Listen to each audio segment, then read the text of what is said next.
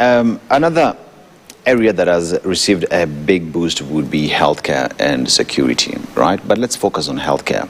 And when we talk about healthcare, a healthy nation is a working nation, pretty much. Without a healthy nation, even the taxes that are being levied on individuals would not be able to, because we don't have the energy to do all that, because we are a sick nation. But then again, you look at the allocation that goes there and the problems that we have in the health sector. Do they match services that Wananchi get as well? Let me first of all say that the allocation is in order. I saw Rigathi Gachagua's alternative budget, yes, proposing that we increase our budgetary allocation for health to 300 billion, up from what the Ruto administration has proposed, which is 175 billion. On paper, it sounds good, but then there's a technicality.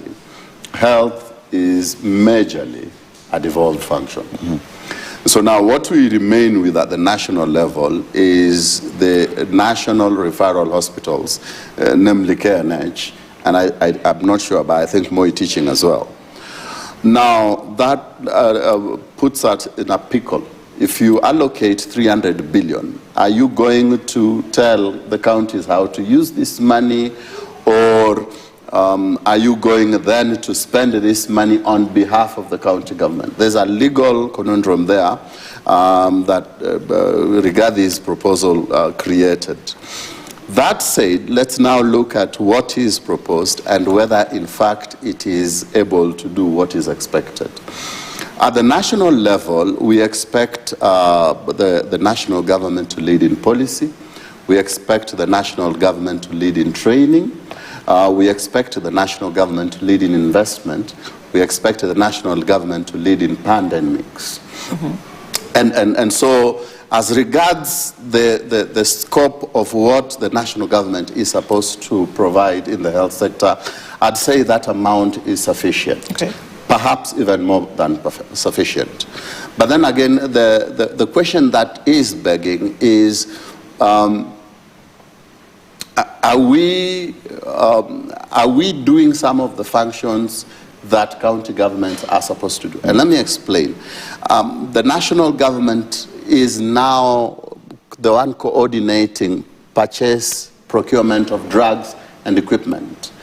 This is a bit problematic because the law anticipated that a county government in Kakamega or a county government in Garissa will be able to organize themselves and ensure that there are drugs for their people, ensure that there is equipment for their people. When the national government takes up this function, political considerations come into play. And we say that health is too important to be left to political considerations at the national level.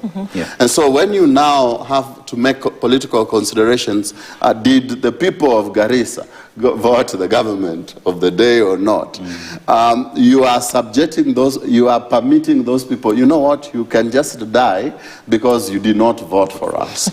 And so for me, I think that is one of the problems. The other problem I foresee is there's a lot of mismanagement in the health sector, especially as regards SHA.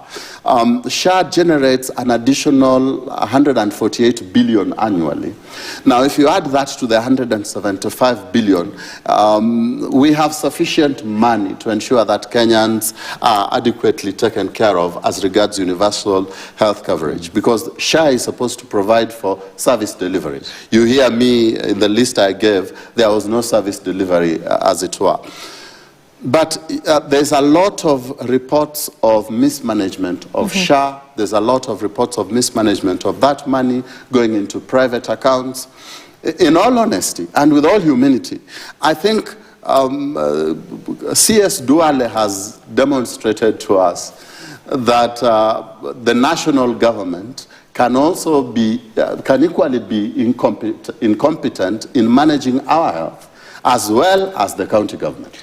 And perhaps just to finalize on that, you know, in 2013, 2014, when the county governments first came into power, there was a debate. Why did we allow our health to be devolved to a smaller unit of government? But you look at it now, I think that debate is settled. Because whether it's national or county, it's more about the leadership than it is about the level